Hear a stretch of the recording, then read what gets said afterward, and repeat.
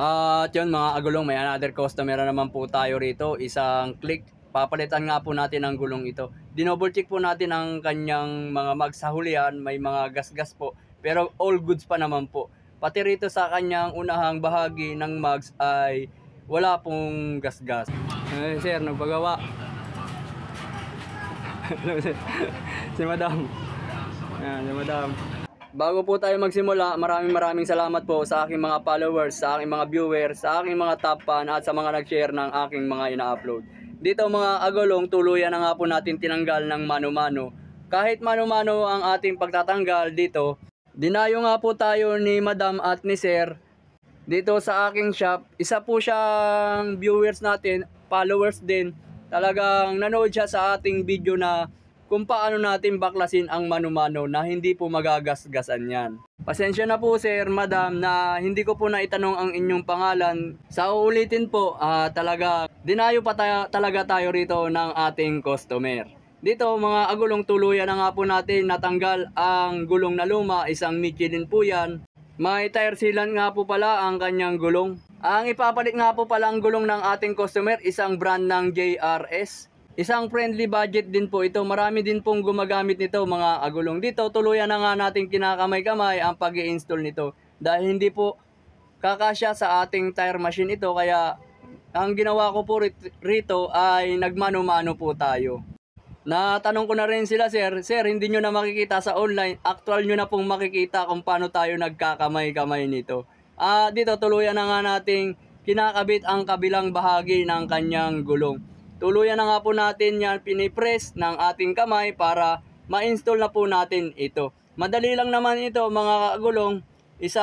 Ang sukat nga po pala ng kanyang gulong 100 by 80 by 14. Tuluyan na nga po natin yan kagulong na install na kamay-kamay lamang. Malambot lang po ang mga JRS. Dito tuluyan na nga natin ipapakita na naman ang pagtatanggal dito sa harapan. Ang pagtatanggal lang naman talaga nito ay dapat maging maingat ka rin. Kahit sabihin natin na may sapin, dapat careful pa rin tayo sa ating kilos at galaw. Gusto nga makita nila sir at madam kung paano tayo gumawa rito kasi nakita nga po tayo sa online na gumagawa ng mga ganitong pinturadong mags na mano-mano.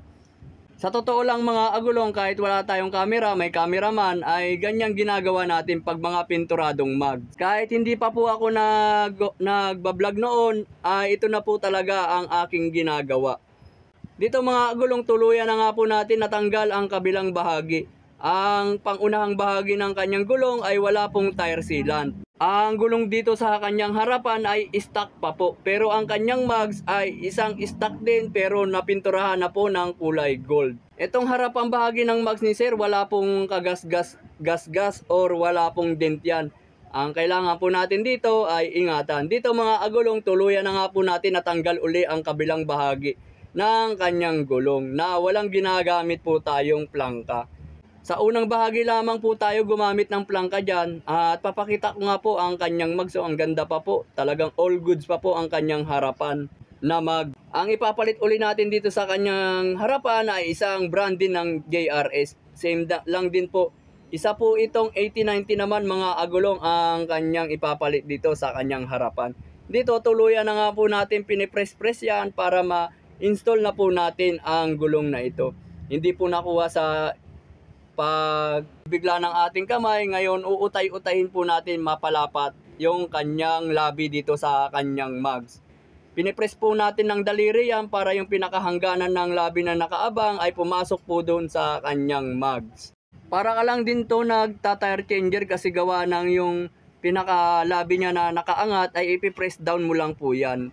Dito mga agulong, tuluyan na nga po natin yan na install. Pagdating naman dito sa ibabaw or sa kabilang pisngi ng kanyang gulong ay madali na lang po ito. Dito mga agulong, kung may na-encounter kayo ng mga ganito kahit hindi nyo na po gamitan ng plangka, sa pamamagitan lang po ng press ng ating kamay or ng inyong kamay ay magagawa nyo pong ma-install yan na walang plangka. Tuluyan na nga po natin yan mga agulong na install na ganun-ganun lamang. Madali lang po ang proseso nyan.